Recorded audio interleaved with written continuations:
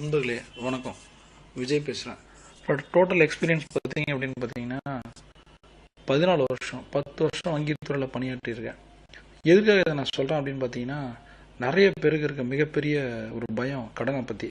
நான் நிறைய மனிதர்களை சந்திக்கிறேன். நான் இருக்கிறது இப்போ it's like A HR business, human relationship business. Human resource பிஸ்னஸில் ஹியூமன் ரிலேஷன்ஷிப் பிஸ்னஸ்.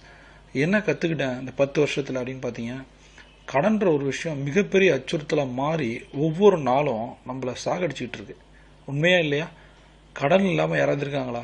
இந்த கேள்வியை ஒரு 1000 பேர் இருக்க மீட்டிங்கில் நான் கேட்கும்போது 1 அல்லது 2 பேர் கை தூக்குறாங்க. 1000 பேருக்கு 998 பேர் கடனாளியாக இருக்கும். கடன்றது என்ன?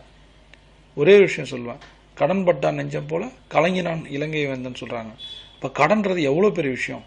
என்னதான் படிச்சிருந்தாலும், எவ்வளோதான் அழகாக இருந்தாலும், எவ்வளோதான் செல்வாக்காக இருந்தாலும், எது இருந்தாலும்